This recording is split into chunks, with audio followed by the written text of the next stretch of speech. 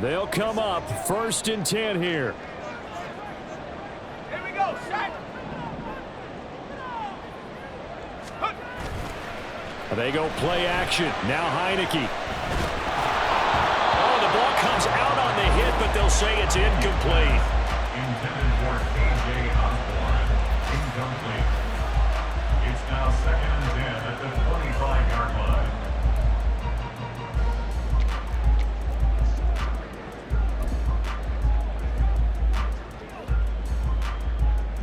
Here's 2nd down.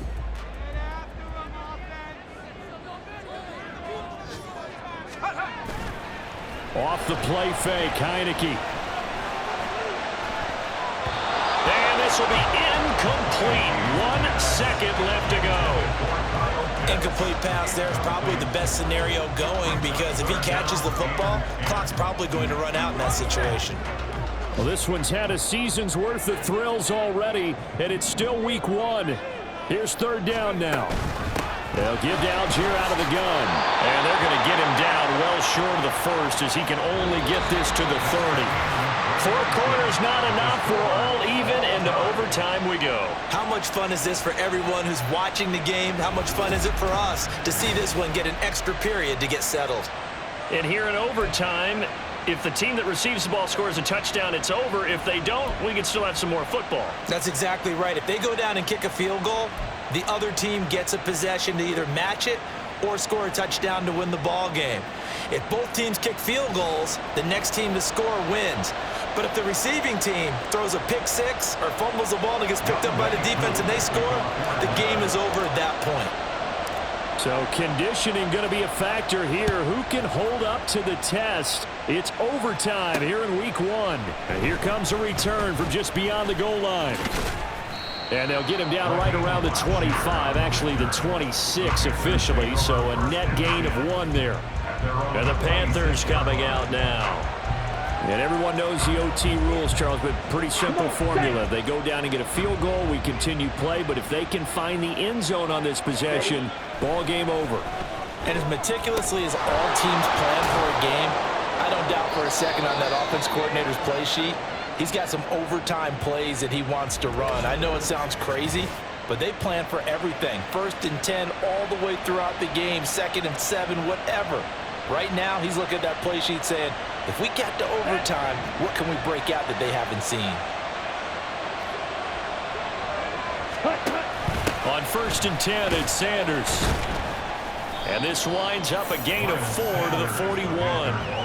As a fan of the NFL, for an opener, you can't ask for much more than this overtime in week 1. I know it's hard to believe that some people may not have been watching our game, but I'll bet through social media they found out this one was snug and getting into overtime, and they flipped over here in a hurry. This is fantastic. If you're a fan of ball, you love these types of games. And he'll be taken down, but not before he works it past the 50. 83 yards receiving now for him on the afternoon, as he's got a 1st down here.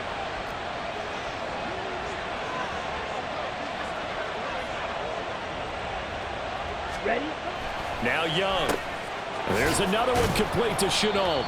And a 6-yard gain gets him right around the 43. Another completion there. You know, we think about the draft back in the spring. He was selected, obviously, the #1 overall pick.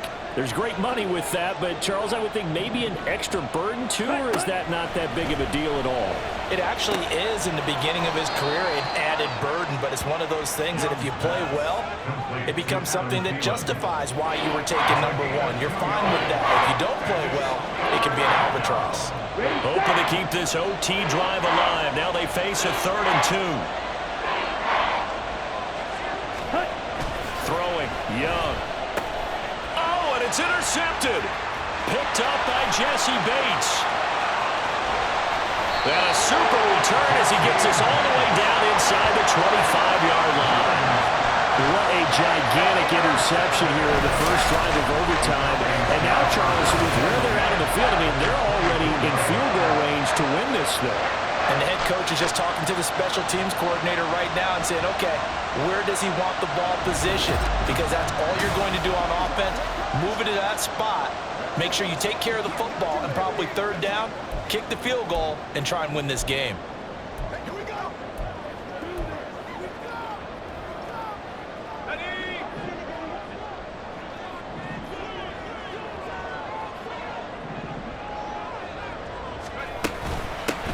give. It's Algier. And they're knocking on the door now. There's a good run there. Going to take this to about the 10-yard line. 128 yards rushing for him now as this sensational afternoon continues. He continues to be effective running the football, a big reason that they have the lead. And I love one of the quotes that I read about him where he said of himself, "I love it when a team just hops on my back and I just carry them along."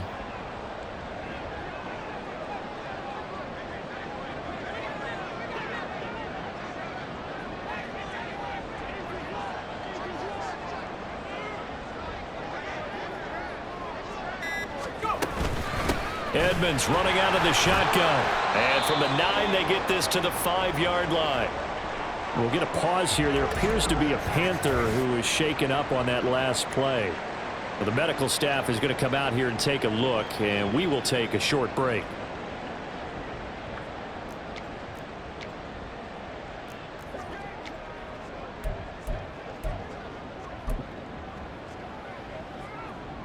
Younghoe Koo, all eyes fixated on the kicker. The Panthers are going to take another timeout. They'll be down to just one remaining as we step aside here in overtime.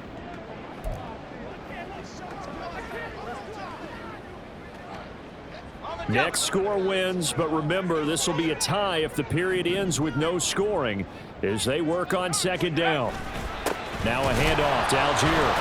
And not a whole lot there. He does get a couple, taking it from the 5 down to the 3.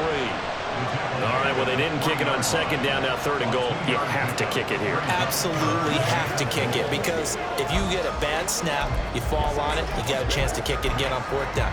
Let's say it gets blocked and it's behind the line of scrimmage. You fall on it, you get another chance at it. Give yourself that option. Give yourself that opening. And now we're going to get a timeout here called by the defense. It'll be their second and final timeout, remember, here in overtime. We'll be back.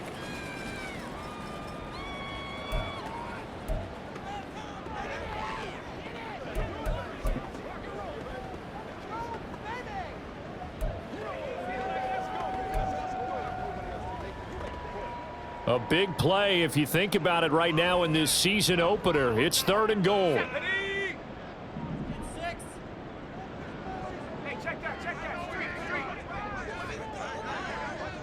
It's a quarterback sneak, and he'll keep working toward that end zone as he's down to about the 2-yard line. Only a yard on the sneak. He needed more than that. 4th down. Defense didn't budge on 3rd down. Now what are we going to see on 4th? We are soon to find out, but does this feel like old school football or what, right? Yeah. This is an old-fashioned goal line stand. I know what I would call on offense. I would go for it. And I want some type of a play where my quarterback has a chance to run it or throw it. I don't just want one static play. 19-yard attempt.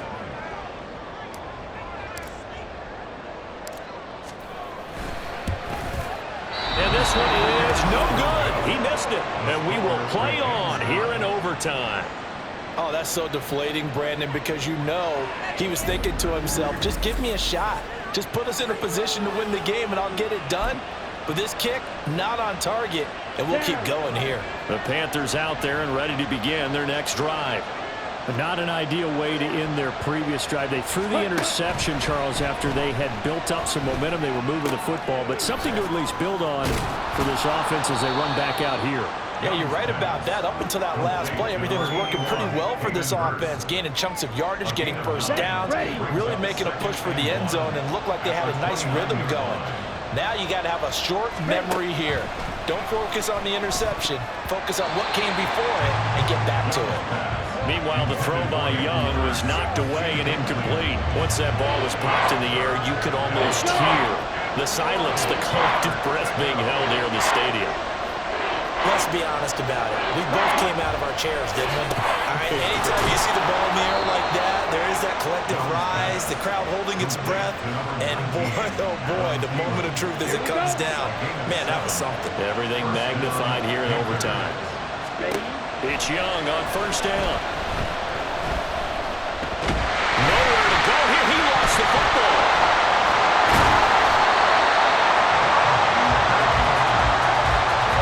We always see a lot of veterans on the defensive side of the football. They talk about smelling blood in the water, putting pressure on a rookie. They got to him there to force it free, but couldn't recover. And you mentioned the pressure. Rookie quarterback, you're going to bring more pressure at him at all times because you don't know how he's going to hold up. He was fortunate there. Luck was on his side, able to recover that fumble. Now Young. And that one going to come up short. Low throw.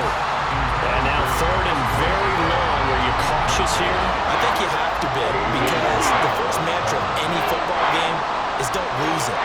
Then you give yourself a chance to win it. And if you go ahead and force something now, take a big shot that doesn't pay off, you didn't help your defense out of that. Yeah, especially here in overtime. And he's able to get up here to the 26. The defense does its job. Now they're going to get the ball here in overtime with a chance to win it. Major league kudos to them, because to get the ball back in this spot, everything was on them. It had to happen, and they pulled it off. They'll get it back for their offense with a chance to win. It'll be a 39-yard punt. Give them a good 10 yards on the return. And they will take over 1st and 10.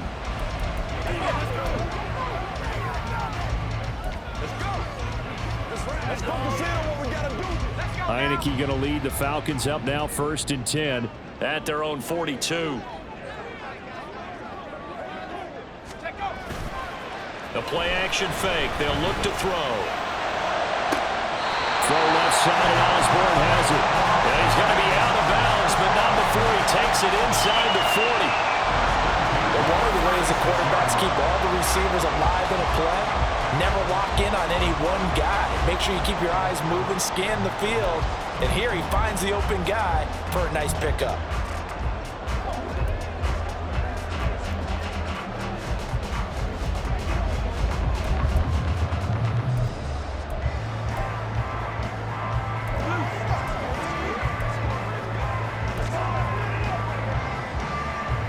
So from the 36 now, 1st and 10.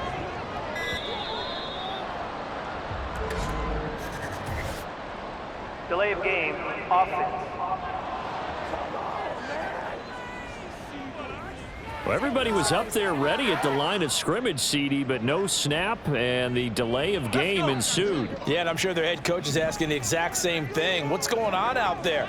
Almost like they thought they had more time than actually was on the clock. Heineke's throw taken in by London.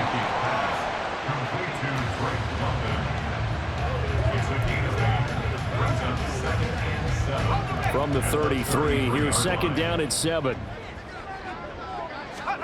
Now Heineke. And this one complete to Smith. And he'll be out of bounds as he gets this down about the 21 or 22. It's pretty easy to overlook the fullback when you're making your assignments defensively in the pass coverage game, but in this case, they made him pay for that oversight and picks up a nice gain.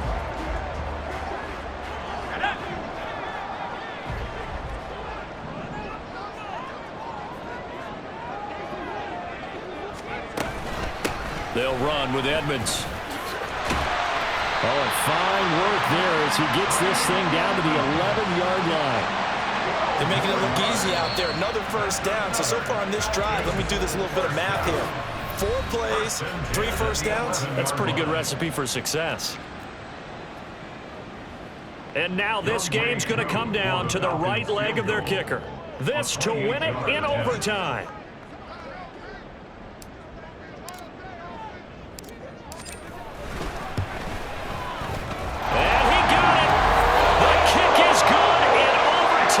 Able to split the uprights, and the Falcons are going to win the game. A lot more was on the line in this one than just defending your home field, CD. They defend their home field against a division rival and get the victory, so this one feels a little extra special. It has to, right? There's always just a little more emphasis on games like this. Everyone talks about playing each game the exact same way, but you and I both know that is not true.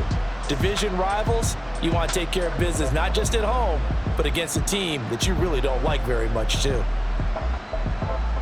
So for Atlanta, they needed overtime to do it, but they get the Week 1 victory thanks to the field goal. And they'll get another home date next week as the Packers will come to town. Meanwhile, for the Panthers, they obviously fall to 0-1.